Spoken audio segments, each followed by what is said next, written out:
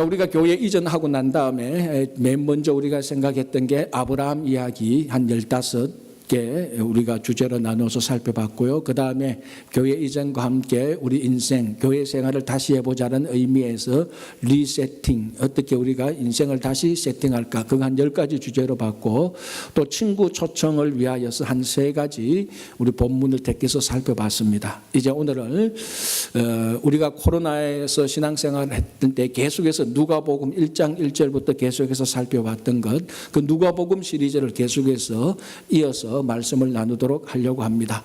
누가복음 1장 1절에서 우리가 누가복음을 살펴봤으니까 누가복음 끝날까지 칼을 한번 뺐으니까 끝날까지 우리 누가복음 끝까지 한번 우리가 살펴보고 끝내야 될 것 아닙니까? 그래서 계속해서 오늘은 누가복음 시리즈 계속해서 이제 나가는데 보니까 99번째입니다. 참 많이도 우리 말씀을 나누었습니다. 어쨌거나 우리 누가복음 끝까지 한번 그때마다 우리가 살펴보고, 물론 중요한 절기나 또 교회 상황에 필요한 말씀이 있으면 그때는 또 누가복음 말고 다른 말씀을 또 함께 나누고자 합니다. 이제 오늘은 다시 돌아온 누가복음 시리즈 99번째, 오늘 본문은 누가복음 17장 27절에서 37절, 그 주제는 하나님 나라, 그리고 또는 예수님께서 다시 오실 때 뭐 이 정도가 됩니다. 자, 오늘 본문을 보면 바리새인들이 예수님에게 이런 질문을 합니다. 하나님 나라가 언제 옵니까?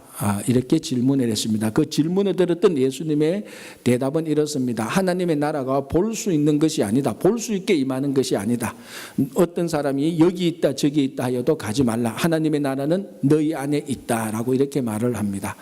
이 가끔 성경을 보면요, 특별히 또 고대 문서를 보면은 이 질문하고 답이 좀 앞뒤가 좀 안 맞는 이런 본문들이 나오는 경우가 있습니다. 오늘 본문도 보면 사실 어떻게 보면은 이 질문과 대답이 핀트가 좀 안 맞습니다. 한국말로 하면 좀 동문서답 같습니다. 자, 바리새인들이 궁금했던 건 무엇입니까?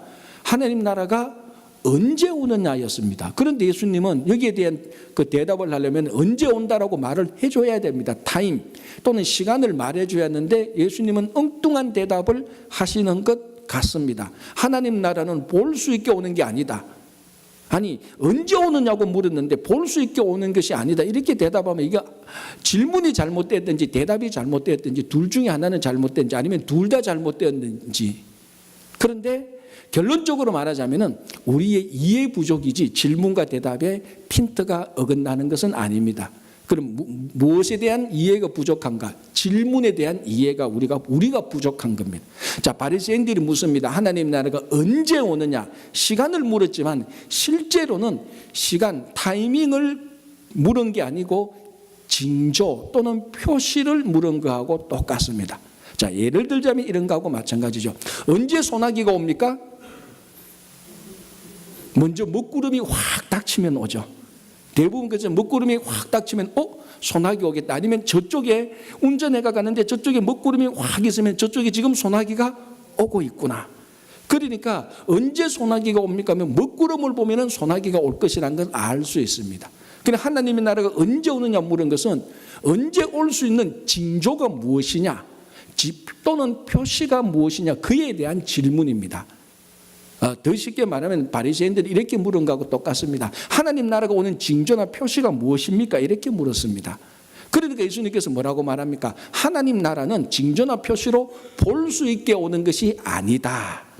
누가 여기 있다 하여도 가지 말고 저기 있다 하여도 가거나 따르지 말라라는 것입니다. 이제 좀 핀트가 맞지요? 이제 핀트가 맞습니다. 그리고 우리의 이해 부족입니다. 자, 바리새인들이 질문합니다. 하나님 나라의 징조나 표시가 무엇입니까? 예수님께서 말씀하십니다. 하나님 나라는 볼 수 있게 징조나 표시가 중요한 게 아니다. 이곳에 있고 저곳에 있다 가지 말라. 하나님 나라는 너희 안에 있다라고 말을 합니다. 자, 이제 예수님의 대답을 한번 보겠습니다. 자, 하나님 나라가 여기 있다 저기 있다여도 가지 말라라고 말을 합니다. 이것이 가장 전형적인 지난 2000년 동안 하나님 나라에 대한 현혹과 유혹의 속임수였습니다. 많은 사람들이 여기 있다 저기 있다라고 말합니다. 거짓 메시아가 여기 나타나면 여기에 메시아가 있다, 그러면 저기에 메시아가 있다, 이런 식으로 2000년 동안 역사를 이어왔고, 실제로 오늘 바리새인들이 알고 싶었던 그 표시나 징조도 메시아에 대한 질문 그리고 또는 장소에 대한 질문으로 압축됩니다. 예수님께서 여기 있다 해도 가지 말고 저기 있다 해도 가지 말라고 그랬으니까. 그러니까 바리새인들이 무슨 표시나 징조를 원하는가 예수님께서 알고 계신 것이죠. 그래서 여기 있다 저기 있다 하지 말라고 하면서 두 가지를 경계하고 있습니다. 첫 번째 경계하고 있는 것은 거짓 메시아가 여기 나타났다 저기 나타났다 해도 따르지 말라. 그런 거짓 메시아는 하나님 나라의 징조나 표시가 아니다라는 것입니다. 또 하나는 장소의 문제가 될 수 있습니다. 왜? 유대인들은 전통적으로 하나님 나라가 어디에서 이루어질 거라고 생각했습니까? 예루살렘이라고 이루어질 거라서. 이 땅에 하나님 나라고 하면 예루살렘이라고 예루살렘 거기가 하나님 나라가 이루어지는 우리말로 본부 중심 장소라고 말을 하죠. 그래서 성지순례를 가면 지금도 예루살렘 성전 동쪽에 그 문이 닫혀져 있습니다. 그래서 유대인들한테 물으면 이 문이 언제 열리냐 그러면 언제라고 말합니까? 성경에서 말하면 메시아가 올 때 이 문을 통해서 온다. 이 문이 열릴 것이라고 말을 하고 있는 것입니다. 그러니까 예수님께서 하나님 나라가 올 때는 어떤 선지자나 어떤 메시아가 여기 있다 저기 있다 해도 가지 말라. 그거는 하나님 나라의 표시나 징조가 아니다. 그리고 이곳에서 심지어 예루살렘에서조차도 이곳에서 하나님의 나라가 이루어졌다 저곳에서 이루어졌다 어떤 장소도 가지 말고 현혹되지 말라는 것입니다. 다 가짜라는 것입니다. 자, 여러분 최근에 여러분들이 언론을 통해서 들었던 사실 가운데 이런 게 있을 겁니다. 어느 한 이단 단체가 남태평양 피지로 가서 600명, 400명이 집단 생활하면서 거기서 문제가 많이 생겨서 결국 그게 이제 언론에 나오고 이단, 거짓 단체 이런 단체라는 것이 다 드러났습니다. 전형적인 여기 있다 저기 있다의 케이스입니다. 하나님 나라가 남태평양 피지에 있다고 해서 사람들 몇백 명을 데리고 간 겁니다. 정말 그 사람들이 오늘 이 본문만 알았다라 할지라도 그게 예수님께서 경계했던 거짓 하나님의 나라라는 것을 분명히 알았을 것입니다. 이런 일들이 우리 주변 삶 속에 사실은 허다하게 일어납니다. 그래서 예수님께서 하나님 나라의 표시는 너희들 눈에 보이는 어떤 선지자나 메시아가 아니고 어떤 장소가 아니다라고 경계를 하는 것입니다. 그러면은 하나님께서 말씀하시는 하나님 나라의 표시나 징조는 무엇입니까? 이것도 아니고 저것도 아니라고 했으면 하나님 나라의 표시나 징조를 보여주어야 될 것 아닙니까? 그래서 오늘 예수님께서 뭐라고 말씀하십니까? 하나님 나라는 이미 너희 안에 있다라고 말을 합니다. 그래서 어떤 주석가들이 이 너희를 한 사람 한 사람 너희라고 말을 할 수도 있고 아니면 너희 가운데서 이렇게 복수로 너희들 가운데 공동체 가운데 하나님의 나라가 있다 또는 한 사람 한 사람 안에 하나님의 나라가 있다 이렇게 해석을 합니다. 그러니까 한 사람 안에 하나님의 나라가 있다든지 여러 사람들이 모인 공동체 안에 하나님의 나라가 이루어진다든지 이런 논쟁은 있을 수 있지만 오늘 본문을 자세히 보면은 너희 가운데서 또는 너희 안에 또는 너희들 가운데서 하나님의 나라가 이루어질 거다. 이게 사실은 핵심이 아닙니다. 무엇이 핵심입니까? 예수님 자신이 핵심입니다. 예수님이 너희 안에 있으면 하나님의 나라가 이루어지는 것입니다. 예수님이 너희들 가운데 함께 하시면 하나님의 나라가 이루어지는 것입니다. 그래서 사실은 오늘 이 질문을 명쾌하게 정리하면 이렇게 됩니다. 바리새인들이 묻습니다. 하나님 나라의 표시나 징조가 무엇입니까? 라고 말합니다. 예수님이 말합니다. 하나님 나라의 징조나 표시는 바로 나다. 내가 너희들과 함께 있다면 여기가 이미 하나님의 나라가 이루어진 것이라는 겁니다. 그러니까 예수님이 어디에 있든지 예수님이 있는 곳이 바로 하나님의 나라가 이루어지는 것이고 예수님 그 자신이 바로 하나님 나라의 표시요 예수님 그 자신이 바로 하나님 나라의 징조라는 것입니다. 그래서 예수님께서 그 땅에 이미 와서 그 바리새인들과 함께 있으니까 그 가운데서 하나님의 나라가 이루어지고 있는 것입니다. 그래서 세상 사람들은 하나님 나라를 자꾸 어떤 세상에서 일어난 현상들, 어떤 장소들 또는 어떤 뛰어난 인물들 이런 사람들을 보고 그런 징조를 보고 하나님의 나라를 자꾸 추구하고 따라가는데 예수님께서 말씀하십니다. 그런 것들은 싹 다 거짓말이다. 여기 있다 저기 있다 해도 절대로 가지 말라. 하나님 나라는 이미 너희 안에 있다. 왜? 예수님이 너희와 함께 하고 있기 때문에 그렇다는 것입니다. 그래서 하나님의 나라는 우리와 함께하고 있는 예수님과 함께 한다면 벌써 하나님의 나라는 이루어지고 있는 것입니다. 이게 얼마나 복된 소식입니까? 여러분 교회가 정말 하나님의 나라입니까? 아닙니까? 하나님의 나라가 될 수도 있고 안 될 수도 있는 것이죠. 교회에 예수님께서 교회가 함께 하시는 예수님과 함께 한다면 그 교회는 하나님의 나라의 표시로서 교회입니다. 그러나 교회라 할지라도 정말 함께하고 있는 예수님과 함께하지 않는다면 그 교회는 그냥 건물, 장소로서의 교회에 불과한 것입니다. 예수님이 함께할 때, 그 함께하는 예수님과 함께할 때에 하나님의 나라가 이루어진다는 것이 얼마나 큰 위로와 큰 은혜인지 모릅니다. 자, 여러분 한번 생각해 보십시오. 세상 나라의 시민이 되거나 백성이 될 때는 반드시 조건과 의무를 행해야 됩니다. 자, 가장 쉽게 미국 시민이 되려면 어떻게 해야 됩니까? 미국 시민권이 있어야 됩니다. 그래야 정식 미국 시민이죠. 그리고 미국 시민이 된다고 해서 또 다 시민 됩니까? 시민으로서 의무를 행해야 되죠. 세금의 의무도 행해야 되고 어떤 나라는 국방의 의무를 행해야 됩니다. 그래서 이 세상에서는 역사 이래로 아무리 위대하고 좋은 나라라 할지라도 그 나라의 시민, 백성이 되는 데는 항상 조건과 의무를 채워야, 그걸 만족해야 그 나라 시민이 되는 겁니다.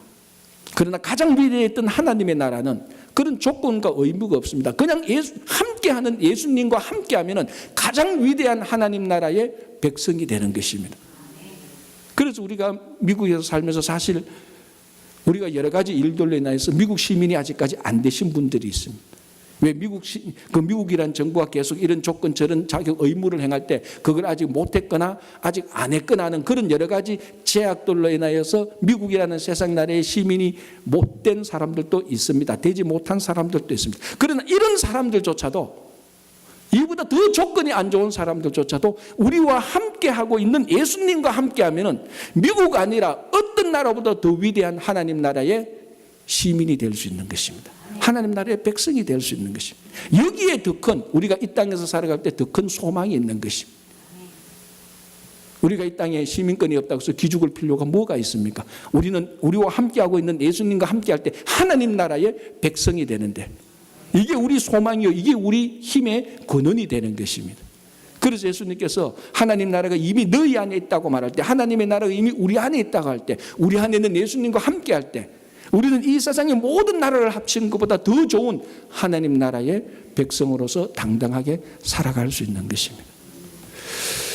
이제 예수님께서 제자들을 불러서 예수님께서 친히 하나님 나라가 올 때, 다른 말로 하면 종말 또는 인자가 올 때, 예수님께서 다시 재림할 때, 사실 이건 넓은 카테고리에서 보면 같은 의미입니다.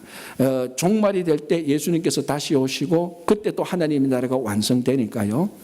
그래서 예수님께서 하나님 나라에 대하여서, 하나님 나라가 올 때에 대하여서 제자들에게 친히 설명을 합니다. 근데 오늘 이제 본문을 보면은 첫 번째 무엇을 설명하는가 하면은 인자가 올 때, 즉 하나님 나라가 이루어질 때는 이런 일들이 일어날 것이라고 말하면서 번개가 비치는 것을 얘기합니다. 번개가 이쪽에서 비친과 같이 저쪽에서 비칠 때에 인자가 올 때다. 자, 오늘 24절에 정확히 이렇게 말합니다. 제가 한번 읽어드릴게요. 번개가 하늘 아래 이쪽에서 번쩍이어 하늘 아래 저쪽같이 비침같이 인자도 자기 날에 그러하리라. 그러니까 간단하게 말하면 번개가 이쪽에서도 비치고 저쪽에서 비치는 바로 그런 때가 예수님께서 다시 오는 때하고 같다라고 말을 합니다. 예수님께서 드신 비유죠. 하나님 나라가 올 때, 인자가 올 때 이런 비유를 든 것입니다. 자, 여기 비유의 첫 번째 메시지가 뭔가 하면 번개는 갑자기 닥치는 겁니다. 갑자기 청천하늘에, 맑은 하늘에 번개가 쾅 칠 때가 있습니다. 그러니까 예수님께서 오시는, 인자가 다시 오는 것은 예상치 못했던 날에 갑작스럽게 올 수 있으니까 항상 조심하라는 것입니다. 자, 이것은 우리가 성경 공부를 할 때 많이 들었던 말입니다. 그래서 늘 예수님께서 다시 오실 날을 항상 믿음으로 준비하고 있는 것입니다. 준비해야 되는 것이죠. 오늘 우리가 좀 하나 중요하게 생각해 볼 게 예수님께서 드신 번개 비유라는 것입니다. 자, 번개가 이쪽에서 비침과 같이 저쪽에서도 비칠 때에 인자가 오는 것하고 같다라고 말합니다. 이게 하나님의 나라가 이루어지는 그때 그 모습, 그 현상을 번개가 이쪽에서 치고 저쪽에서 치는 것하고 이런 일들이 일어날 때 하나님의 나라가 온다라고 설명을 했으니까 많은 사람들이 이 말씀에서 하나님 나라가 올 때를 자연 현상에서 그 징조를 찾으려고 하는 것입니다. 이거는 잘못 이해된 겁니다. 오늘 예수님께서 번개 얘기를 든 것은 자연 현상을 말씀하시고자 비유를 든 게 아닙니다. 그러니까 그래서 이 말씀에서 자연현상, 번개가 이쪽 저쪽 비치면 하나님이 온다 그렇게 생각할 것이 아니고 번개가 이쪽에서 비치고 저쪽에서 비친다. 요거는 마태복음 24장을 보면은 똑같은 상황에서 이렇게 말씀하십니다. 번개가 동쪽에서도 비친 것 같이 번개가 서쪽에서 비칠 때에 하나님의 나라가 온다라는 것입니다. 이스라엘 사람들에게 있어서 동쪽은 앞쪽입니다. 앞쪽. 그리고 앞쪽의 반대 서쪽은 뒤쪽입니다. 여러분 우리 그 레위기 민수기 이렇게 보면은 이스라엘 백성들이 가나안을 향해서 행진할 때 이스라엘 백성들이 진을 치는 그 배치도를 보면 동쪽을 항상 앞쪽에 세워놓고 있습니다. 앞쪽이 동쪽이니까. 그러나 번개가 앞쪽에서 친다, 동쪽에서 친다는 것은 앞쪽은 보이는 쪽입니다. 반대편 뒤쪽은 안 보이는 쪽이죠. 번개가 보이는 쪽에서도 다 치고 심지어는 안 보이는 뒤쪽에서조차도 번개가 다 칩니다. 자, 그러면 이 지구상에 있는 사람들이 그 번개를 봅니까 못 봅니까? 누구든지 다 볼 수 있도록 번개가 치는 겁니다. 다 앞쪽을 보고 있는데 앞쪽에서 번개가 치니까 다 보는 거죠.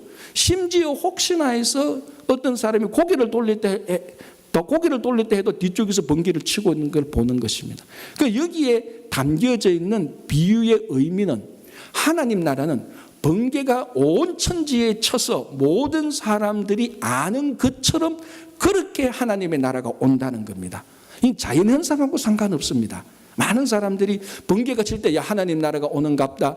그거하고 이 말씀하고는 매칭시키는 게 아닙니다. 이 말씀의 핵심은 하나님 나라는 특별한 몇 사람들에게만 알 수 있도록 오는 게 아니고 특정 세력한테 하나님께서 알도록 오는 게 아니고 특정한 지역에 있는 사람들한테 하나님의 나라가 오는 것을 알리려는 게 아니고 모든 사람들이 알 수 있도록 하나님의 나라가 온다는 겁니다. 그 예수님께서도 사도행전에서 직접 말씀하셨죠. 내가 모든 사람들이 보는 가운데 구름 가운데 온다고 하고 말씀하시고 사도 바울이 썼던 편지 가운데서도 하나님 나라는 비밀스럽게 몰래 오는 것이 아니다라는 것입니다. 하나님 나라는 비밀 단체가 아닙니다. 그래서 하나님 나라는 모든 사람들이 보는 가운데 공공성을 가지고 개방성을 가지고 온 인류에게 다가오는 것입니다. 이게 중요한 겁니다. 왜? 여기 있다 저기 있다 하는 특징이 뭡니까? 비밀성이죠. 폐쇄성이죠. 하나님의 나라가 여기만 있다. 너희들 다 여기 와야 하나님 나라를 만날 수 있다. 아닙니다. 하나님 나라는 온 천지에 다 알 수 있도록 공적으로 열어놓고 다 오는 것입니다. 그래서 쉽게 말하면 하나님 나라는 비밀단체가 아니듯이 폐쇄적인 것도 아니고 특별한 사람을 선호해서 그 사람에게만 다가가는 게 아닙니다. 누구에게나 하나님의 나라는 열려있고 누구나 다 볼 수 있도록 하나님 나라가 온다는 것입니다. 이게 왜 중요한가? 이게 하나님 나라의 전조, 하나님 나라의 모형인 교회의 특성을 말해주는 것입니다. 하나님 나라의 특성이 열려있고 모든 사람들이 볼 수 있도록 열려있고 그러니까 개방성과 동시에 공공성이 있다는 것입니다. 교회가 그렇다는 것입니다. 지금 한국 교회에 많은 문제들이 있다는 것은 저보다 여러분들이 더 잘 압니다. 그래서 한국 교회가 어떻게 다시 회복할 것인가, 다시 교회가 교회되게 할 것인가, 이거에 대해서 많은 사람들이 고민하고 기도하고 합니다. 그래서 최근에 한국 교회에서 교회에 대한 굉장히 중요한 이슈 가운데 하나가 무엇인가 하면 교회의 공공성입니다.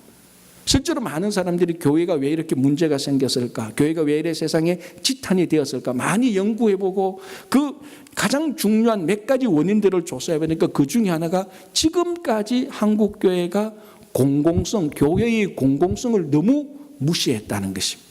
쉽게 말하면 교회가 공공성을 무시했다, 이 말을 우리들이 알 수 있는 말로 하자면 무엇인가 하면 교회가 너무 비밀단체처럼 활동했다는 것입니다.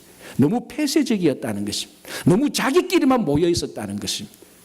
결국 이것이 교회의 언더라인에 10년, 20년, 30년, 40년 되니까 문제가 터지는데 이걸 빨리, 이 치유를 빨리 하기 위해서 교회가 가지고 있는 본질적인 목적, 본질적인 성격, 하나님 나라의 그 성격인 열려있는 그리고 공공성을 빨리 회복해야 지금 교회가 회복할 수 있다는 것이 한국교회에서 중요하게 다루는 이슈입니다.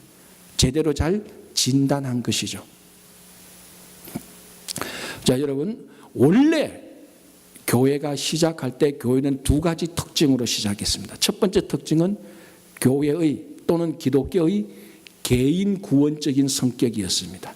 또 하나는 공공성입니다. 개인 구원의 성격이 뭔가 하면은 그거는 성경에 분명히 나와 있습니다. 내가 개인적으로 예수를 믿어서 의롭게 되어야 구원을 받습니다. 그러니까 그 교회가 아무리 좋고 아무리 크다고 해서 내가 예수 안 믿는데 그 교회 다닌다고 해서 내가 구원 얻는 것이 아닙니다. 구원은 단체성이 아니고 구원은 은밀성입니다. 사실은 구원은 나와 하나님과의 관계에서 내가 예수를 믿을 때에 하나님은 나 하나의 믿음을 보고 구원시켜주는 겁니다. 의롭게 하시고. 그래서 이 교회는 또는 기독교는 굉장히 개인적인 구원 종교입니다. 그거는 복음서에서도 말을 하고 사도 바울의 편지 로마서로부터 모든 사람이 각자가 예수를 믿어야 의롭게 되고 구원을 얻는 겁니다. 부모가 아무리 잘났다 할지라도 부모 신앙이 아무리 좋다 할지라도 그 자녀들이 자기가 예수 안 믿으면 구원 못 받는 것하고 똑같습니다. 자, 이건 우리가 너무나 잘 알고 있는 교회와 우리 기독교의 특징입니다. 요거하고 똑같은 무게로 한쪽에 있는 게 뭐냐면은 개인의 그 교회의 개인적인 구원 종교가 아니고 반대쪽에는 교회의 공적인 특징이라는 것입니다. 이 두 개가 원래부터 교회가 시작할 때 두 개가 똑같은 무게로 똑같이 방향을 잡고 출발했는데 한 2000년이 지나면서 많은 교회들이 교회의 공공성을 희미하게 해버리고 나 혼자 예수만 믿고 나 혼자 잘되고 나 혼자 천국 가면 가지라는 이런 성격이 많이 강화되었습니다. 그러다 보니까 교회의 공공성이 약해지고 이쪽 부분이 약해지니까 이 약해진 부분에서 교회가 문제가 터지기 시작했던 것입니다. 자, 교회가 처음 시작할 때에 그 교회가 시작하는 그 모든 땅을 다스리고 있었던 나라가 로마 제국이었습니다. 로마 제국이 다스린 수없이 많은 인종들, 수없이 많은 민족들, 수없이 많은 문화들 로마가 다 컨트롤했습니다. 종교들도 다 컨트롤했죠. 많은 종교들이 있었습니다. 예를 들자면은 신비주의를 극화한 그런 신비주의 체험을 좋아하는 종교들, 어떤 종교는 금욕을 좋아하는 종교들, 어떤 종교들은 세상 다 싫고 내 혼자 기도 열심히 해야 되겠다, 저 동굴 속에 콕 처박혀서 기도하는 종교들. 로마 제국이 봤을 때 그런 종교들은요 손끝 하나 되지 않았습니다. 우리말로 하면 이런 식이죠. 너 신비 좋아해? 그래, 신비 체험 많이 해.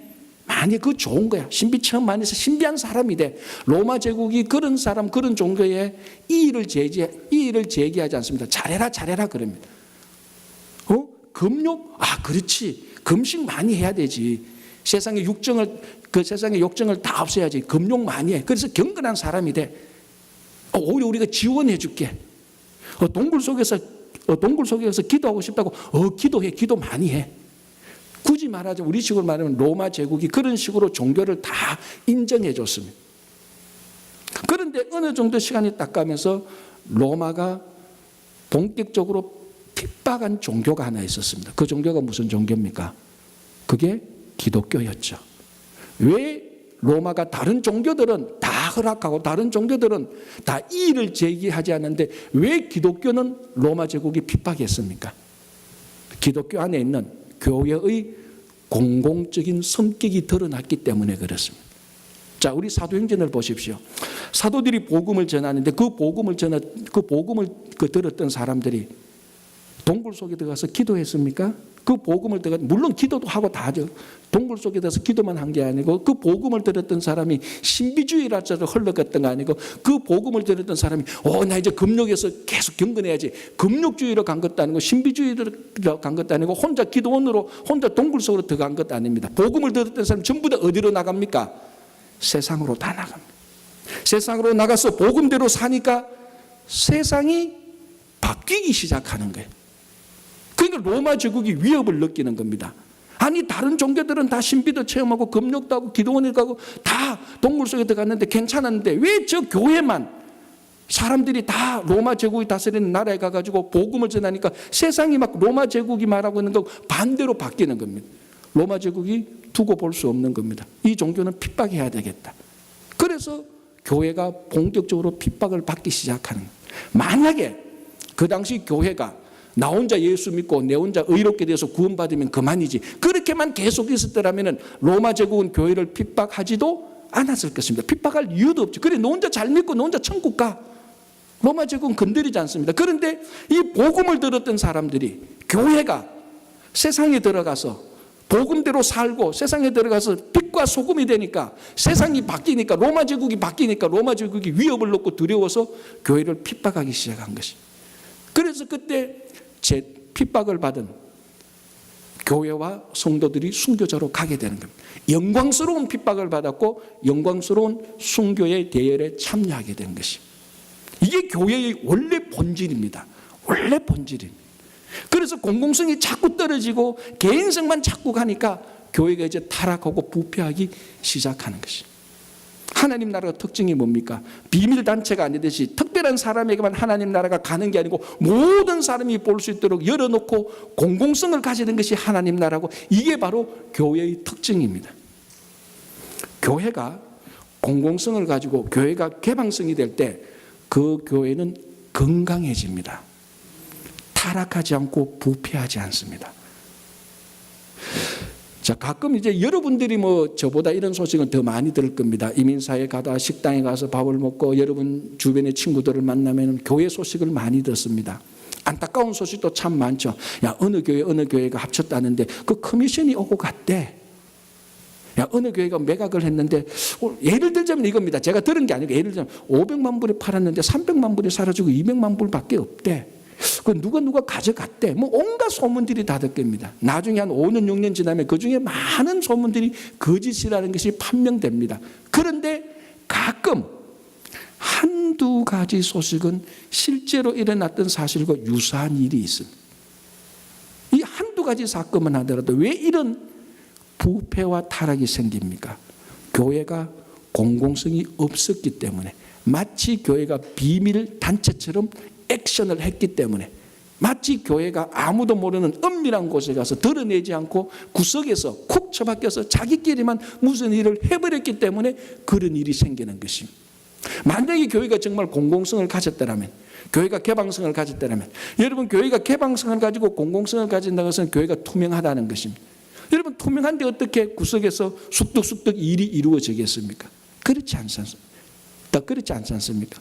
그래서 교회가 본질적인 개인 구원과 사회의 공공성을 두 개를 절묘하게 가지고 있을 때 교회는 가장 건강해지는 것입니다.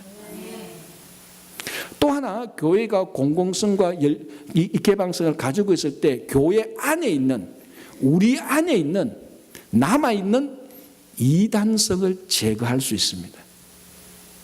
여러분 늘 사람 안에는 교회 안에는 항상 이단이 좋아할 수 있는 미끼들이 남아 있습니다.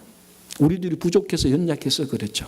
그러나 교회가 언제나 공공성을 가지고 열려 있으면요 절대로 교회는 이단에 빠져들지 않습니다. 여러분 모든 이단 단체를 다 보십시오. 가장 큰 특징이 뭡니까? 뭔가 모르게 저 이단 단체는 자기끼리만입니다. 문을 걸어 잠굽니다. 너희들이 우리 안에 들어오면은 이런 비밀을 알 수 있어. 굉장히 폐쇄적입니다. 반복해서 말씀드리지만 마치 저것끼리 무슨 하는 비밀 단체 같습니다. 그건 이단의 가장 중요한 특성이죠. 그래서 이단이 공공성을 가지지 않습니다. 열리지 않습니다. 물론 가끔 신천지와 같은 이단이 공공성을 가지는데 그거는 자기들의 폐쇄성을 위장하기 위해서 하는 것이지 본질은 여전히 폐쇄성이고 은밀성입니다. 항상 문제가 있죠. 자, 한국에서 큰 이단 단체가 몇 년 전부터 삐걱삐걱 거리더니만 그 이단 단체의 교주의 비리가 드러나면서 이제 그 이단 단체가 막 무너지기 시작하고 있습니다. 지금도 큰 어려움에 빠진 걸로 알고 있는데 이제 그 이단 단체의 교주의 비리가 드러나고 문제가 생기자 그래도 그 교회를 살리고자 하는 그 교회의 교인들이 비상대책위원회를 마련했습니다. 우리가 보통 이 단체를 비대위 이렇게 말을 하죠. 정치에서 비상대책위원회 마련하는 것처럼 그 교회 이단 단체에서도 비상대책위원회 비대위를 마련했습니다. 이제 이 사람들이 조사를 하는 거죠. 왜 우리 교회가 이 지경이 되었나? 우리는 그래도 세상 사람들이 이단이라고 말해도 우리가 제일 영적으로 순수하고 영적인 파워가 있고 우리가 제일 복음을 잘 지키고 우리가 제일 신앙적으로 잘 산다고 생각했는데 이 문제가 터지고 보니까 우리가 제일 비리가 많은, 제일 문제가 많은, 제일 많은 타락한 단체였다는 것을 자기들이 발견하게 됩니다. 그래서 왜 이런 문제가 생겼나? 가만히 조사를 해보니까 결론이 뭔 줄 압니까? 우리가 우물한 개구리였구나. 우리가 문을 걸어 잠그고 우리끼리 잘났고 우리끼리 영적 능력이 있고 우리끼리 영적으로 순수했는데 우리가 그동안 문을 걸어 잠그고 우리가 비난했던 기존 교회들, 그 기존 목사들 실제로 문을 열고 딱 열어보니까 그 사람들이 오히려 더 깨끗했고 자기들이 타락하고 부패했다는 것을 발견했습니다.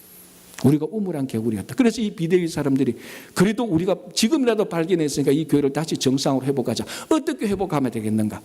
교회의 공공성과 개방성을 향해서 나가기 시작했어요. 참 좋은 일이죠.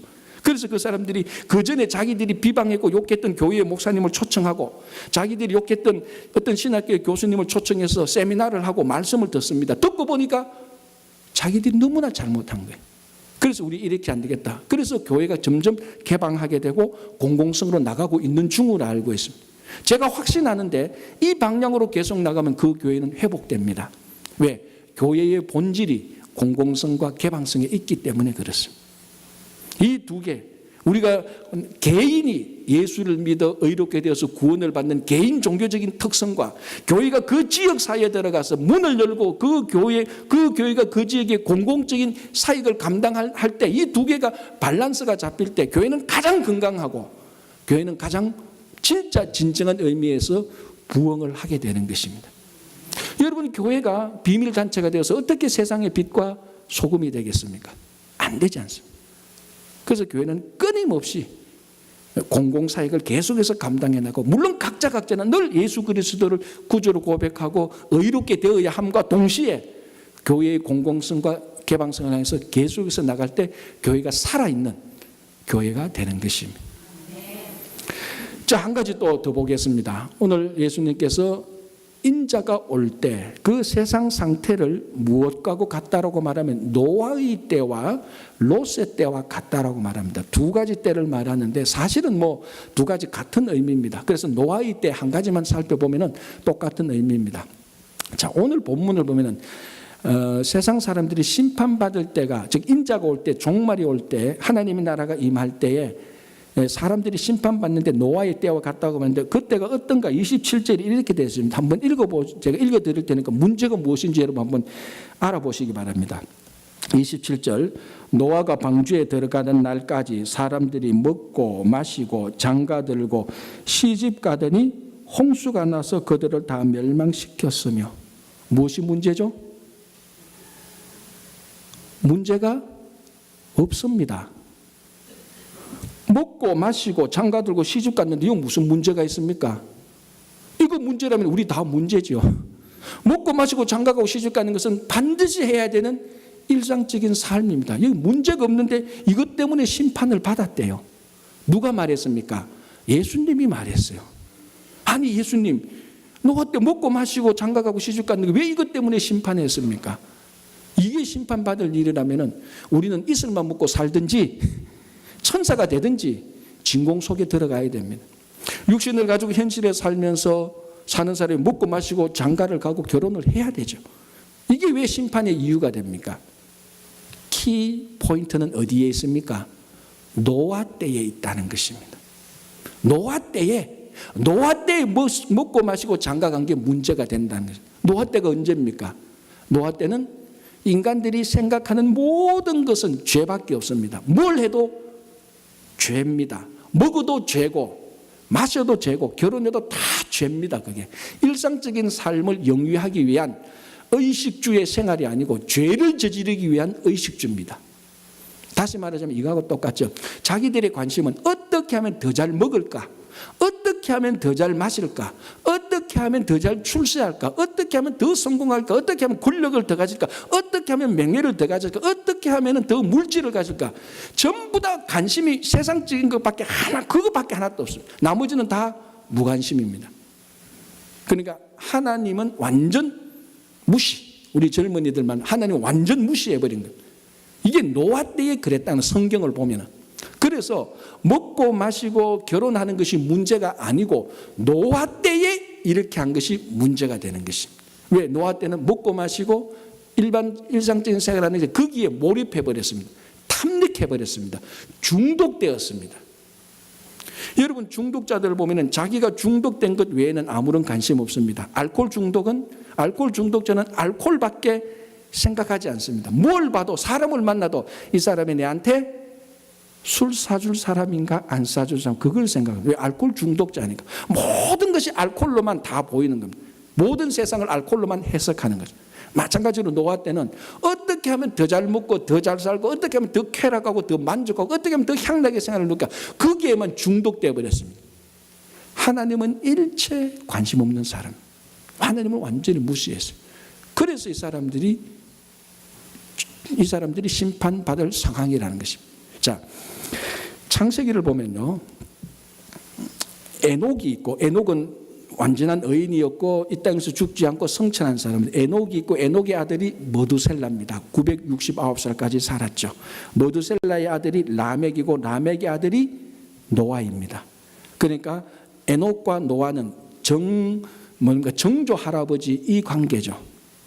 그런데 유다서를 보면은 성경에 유다서가 있지요. 여러분 유다서 하니까 눈이 땡그래요. 성경 유다서를 보면은 14절 15절에 에녹이 그 시대 사람들을 향하여서 하나님의 경고를 보냈다는 말씀이 나옵니다. 그러니까 에녹이 살 때 이렇게 해서는 너희들 다 심판받을 것이다. 하나님의 경고를 에녹이 계속해서 보냈습니다. 그 이야기를 누가 듣습니까?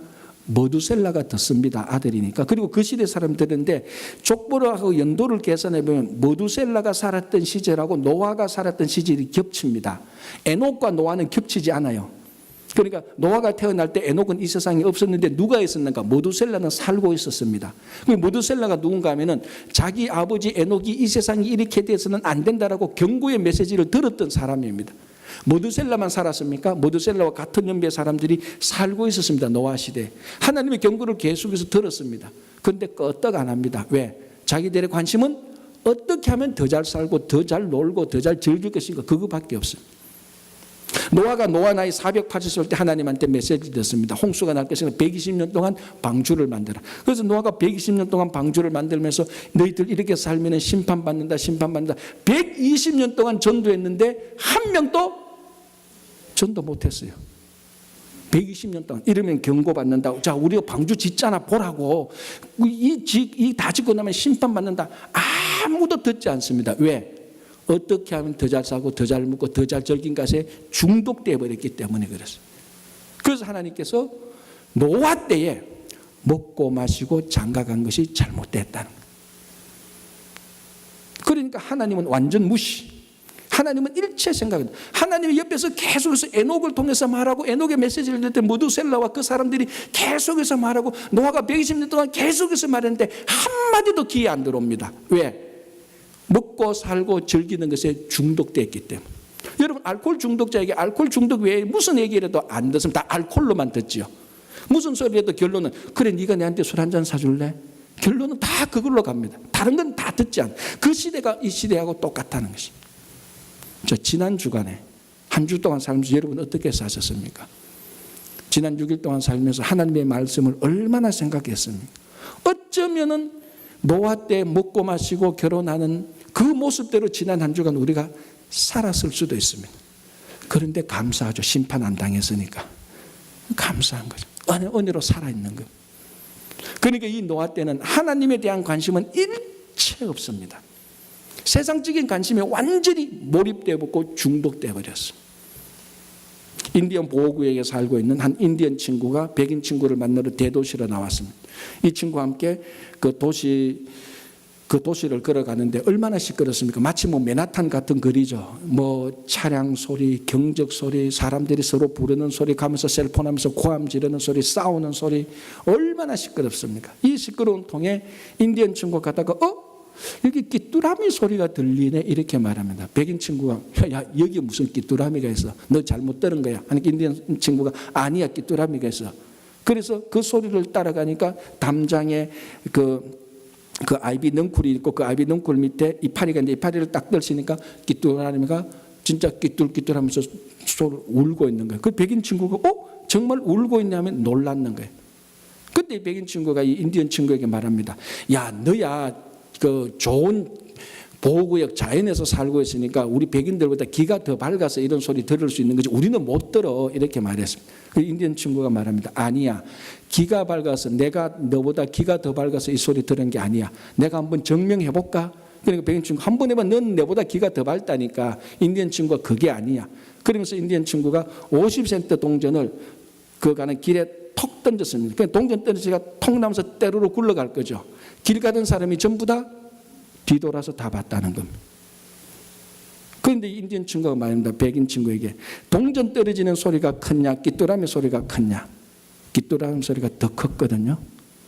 사람이 귀뚜라미가 울어도 듣지를 못합니다. 그보다 더 적은 동전 소리에는 다 반응을 합니다. 왜 그렇죠? 동전에 중독대가 있으니까. 그럼요. 자연에는 귀뚜라미는 관심 없습니다. 동전에 중독되어 있으니까 물질에 중독되어 있으니까 조그만 소리만 나도 거기에는 민감하게 반응합니다. 노아 때가 그랬습니다.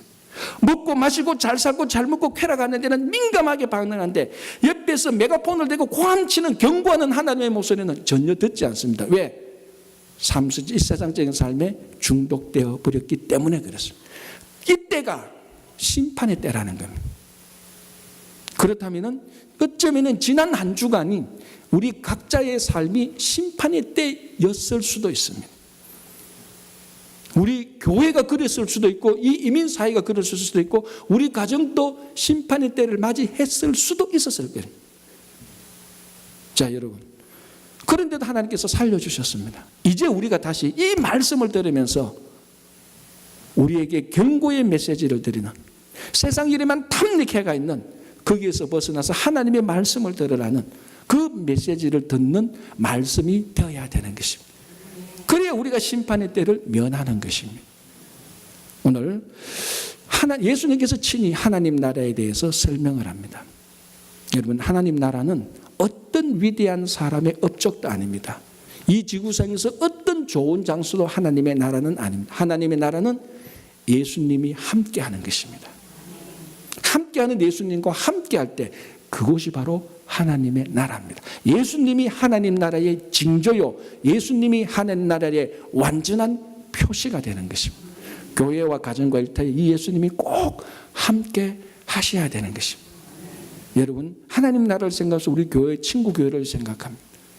우리 각자가 예수를 믿어 의롭게 되어 구원을 받아야 함과 동시에 똑같이 앞으로 우리 친구교회는 계속해서 이 지역사회의 빛과 소금에 대해서 교회의 공공성을 가지고 교회의 개방성을 가져야 됩니다. 그래서 정말 이 지역사회에, 이 세상에 빛과 소금이 되는 친구교회가 되어야 되는 것입니다. 여러분, 다시 한번 오늘 이 말씀을 생각하면서 내가 지난 한 주간 전혀 옆에서 고함치는 하나님의 목소리를 듣지 못했다면 다시 한번 우리가 세상의 것을 내려놓고 하나님의 말씀을 듣는 시간이 되시기를 간절히 바랍니다.